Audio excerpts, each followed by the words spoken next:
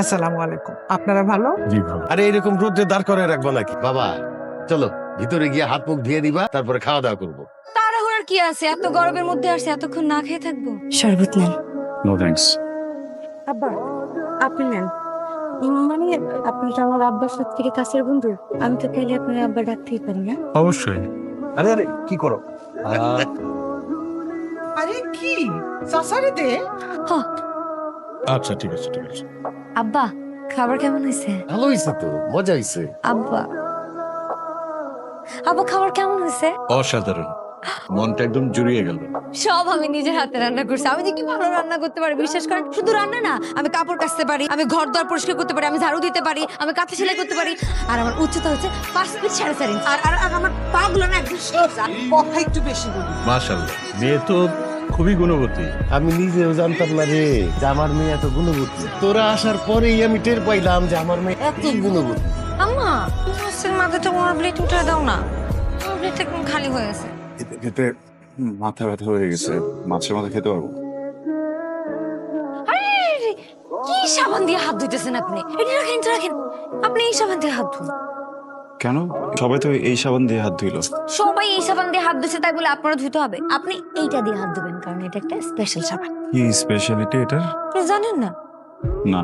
আগেকার দিনে যখন বিয়ে হইতো, জামাইরা আসলে জামাইদেরকে এই সাবান দিয়ে হাত ধুয়ে দিত। তারপরে ধরেন যে বিদেশে থাকে, অনেকদিন পর বিদেশ থেকে যখন জামাই নতুন বাড়িতে আসে, তখন ওইসব জামাইদেরকেও এই সাবান দিয়ে হাত ধুতে দিত। তারপরে ওই যে বড় বড় চাকরি করে না, সরকারি চাকরি নেবে, ওই জামাইরা যখন বাড়িতে আসে তখন ওই সাবান দিয়ে হাত ধুতে দেয়। আরে আমি কি করতেছি, আসল কথাই তো কইতে ভুলে গেছি। বাড়িতে যখন নতুন জামাই আসে তখন তাদেরকেও এই সাবান দিয়ে হাত ধুতে দেয়। আপনার এই সাবানটা কোনো সুস্থ স্বাভাবিক মানুষ ইউজ করতে পারে নাকি শুধু জামাইরাই ব্যবহার করে? আরে আপনার সমস্যা কি বলুন তো?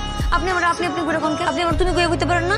তো কিন্তু বসে শুয়ে পড়ুন। আপনার সাথে আমার এখন পরিচয়, প্রথম পরিচয় তুমি করে বলবো, এটা বেয়াদবি না? আপনার সাথে দেখা হওয়ার অর্ধেক দিন পার হয়ে গেছে, কালকে সকালে পুরো একদিন পার হয়েছে, এখনো কি আমরা অপরিচিত না? সাইকোলজি বলে একটা মানুষের সাথে আরেকটা মানুষের মোটামুটি ভাবে পরিচয় হতে বা একজন আরেকজনকে চিনতে 30 ঘন্টা সময় লাগে। আপনার অর্ধেক বেলা থেকে 30 ঘন্টা পার হয়েছে। 30 ঘন্টা যাক, তারপর যোগাযোগ করবেন যে আমি বিশেষজ্ঞ। Thank you. কি সমস্যা কি তো? ঘরের ভিতরে ঢুকতেছিস কেন? তোরা 5 মিনিট এখানে দাঁড়া, আমি কাপড়টা পাল্টে আসতেছি। এখানে দাঁড়াবো কেন? তোর রুমে গিয়ে বসি। সবসময় তো তোর বাসায় গিয়েই বসি আমরা। আরে তুই তো সবসময় আমাদের ডাইকা ডাইকা তোদের বাড়িতে নিয়ে আসতিস। আজকে কি এমন হলো যে বাড়িতে ঢুকতে দিবি না? আমার শরীর খারাপ। কি রে, চাচি অসুস্থ? চাচির কি হয়েছে? জ্বর হয়েছে। এই যে জ্বর, অনেক শরীর খারাপ বুঝছো? জমিদারের নাতনি শুধু ডাং ডাং করে ঘুরলে হইব? এখানে এসে একটু কাজ করো, আমার তো জান গেল। চাচি বলে অসুস্থ, এখন তো দেখি পুরাই সুস্থ। মিথ্যা বললে কেন আমাদের? তো একটা গাবলা আছে, দাঁড়া খোঁজ লাগাইতাছে।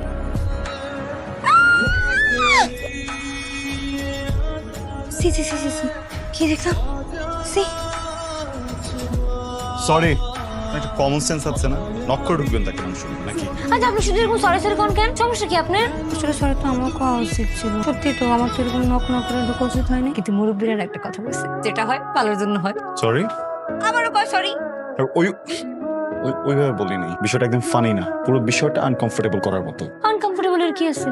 আমি আপনার যে অবস্থায় দেখছি, এটা যদি বাইরে জানাজানি হয় তাহলে সমস্যা নেই, আমি আপনার বিয়ে করব। মানে কি? করছি আপনার সাথে, যোগ বুঝেন না? আর আপনার সমস্যা কি? আপনি আমার তুমি করে কইবেন, আপনি করে কইবেন না, ঠিক আছে? ঠিক আছে, যেন আপনি করে বলি। আচ্ছা আপনি কি কথা একটু কম বলেন? না, আমার সাথে কম বলেন কেন? ইন্টারেস্ট পাই না তাই। ধরেন কি ব্যাপার, নাস্তা রুমে দিচ্ছেন? বাইরে বলছিলাম সবার সাথে। বাইরে থেকেও নাই। নাই মানে?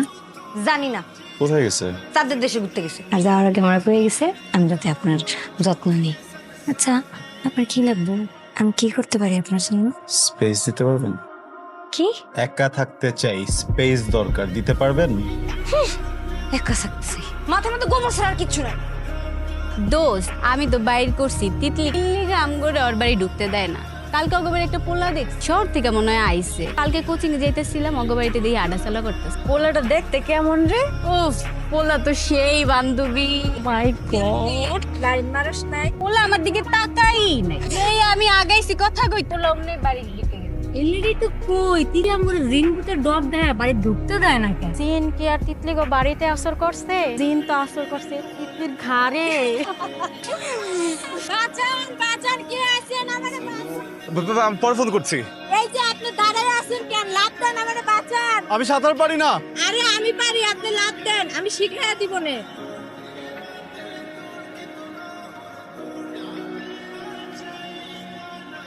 শুনেন, আমগো ক্ষেতের আনারস কাউরে দেই না, আপনার জন্য আনছি। থ্যাংক ইউ, কিন্তু আনারসে আমার অ্যালার্জি আছে, ডক্টর খেতে নিষেধ করেছেন। তাহলে কালকে অন্য কিছু আনবো না, আমগো অনেক জমি জমা তো। এই যে বিদেশি কৃষক, কালকে যে আপনি আব্বারে যে কীটনাশক নাম দিছিলেন না, আব্বা ওইটা ভুলা গেছে, একটু লেখা দিতে বলছে আজকে। কাগজ? কাগজ তো নাই, লেখা দি। আমার হাত ধরছে।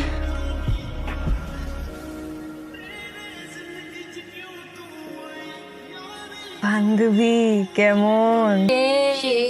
চল বান্ধবী ভিতরে যাই। এই না, এই জায়গায় দাঁড়া। আরে দেখা ফেলাইলে আমরা সবাই পেতনির অভিনয় করবো, মিলে এক লগে হাসমু। আচ্ছা, আমার সাথে পেতনি পেতনি খেলা হইতেছে তাই না? দাঁড়াও দেখাইতেছি মজা। ওরে বাবারে, কত বড় বড় পেতনি! আমার তো দেখা ভয় লাগতেছে।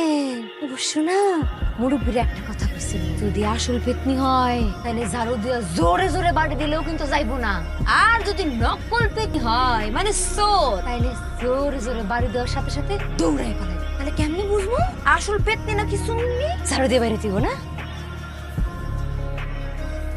পেতনি, যা, যা, পেতনি, যা, পেতনি, যা। আরে, যা, পেতনি, যা। কি? ব্যথা পাই না কেন? মাগো, তাহলে তোমরা আসল পেতনি। উঠ বাবা রে বাবা, পালাও পালাও। বান্ধবী, চুপি করে নাও নাও নাও নাও। দোস্ত আমারে ধর।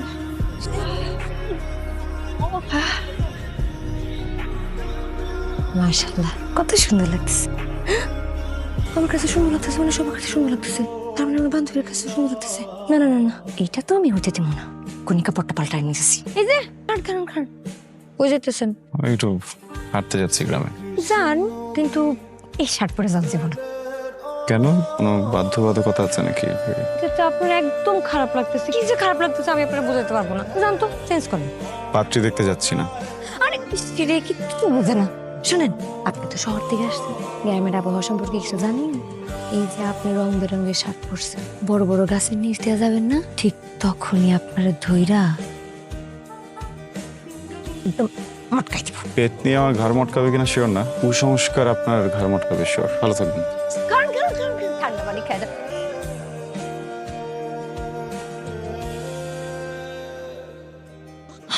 আমি না দেখিনি।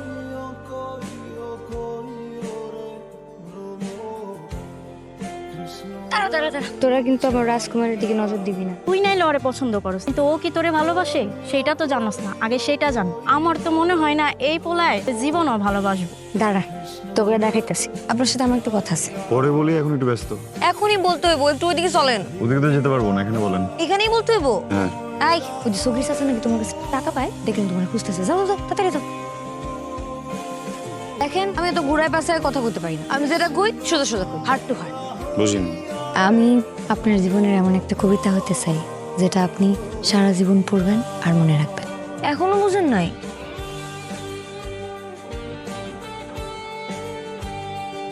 আমি আপনার ভালোবাসি।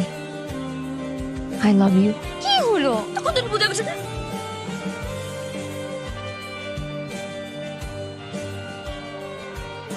শহরের মানুষ দেখে কি যা মনে হয় তাই করব?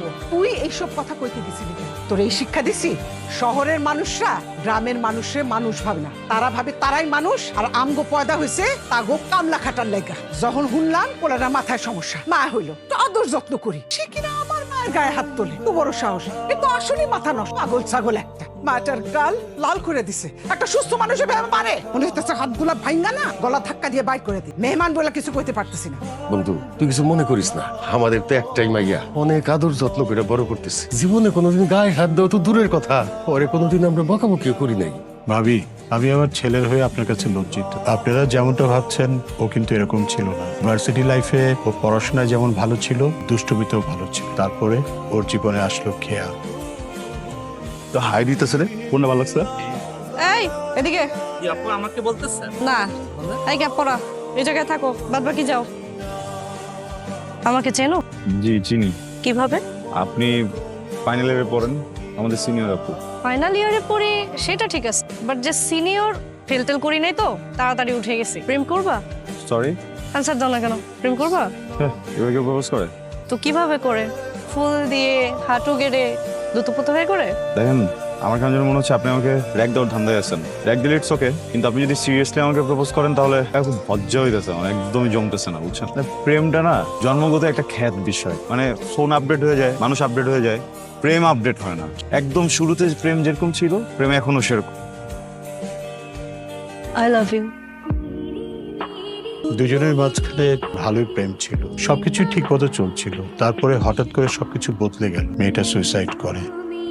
তারপর থেকে শাওন এই প্রেম, ভালোবাসা সব নিতে পারতো না। কেয়া যেভাবে ওকে প্রপোজ করেছিল, তিতলি ঠিক একইভাবেই ওর সাথে যখন কথা বলতে গেল, ওইটা নিতে পারে নাই। ওর কোনো দোষ নেই, ও আসলে এমন ছিল না। কই যেতেছেন আপনি? ঢাকা। কেন? আপনি জানেন কেন যাচ্ছি? আমি একটা দোষ করছি, আপনি শাস্তি হিসেবে আমাকে থাপ্পড় দিচ্ছেন। আমার থাপ্পড় দিয়া আপনি নিজেও একটা দোষ করছেন। আমার সাথে তো আমি পাই গেছি, আপনার সাথে তো আপনি এখনো পাননি।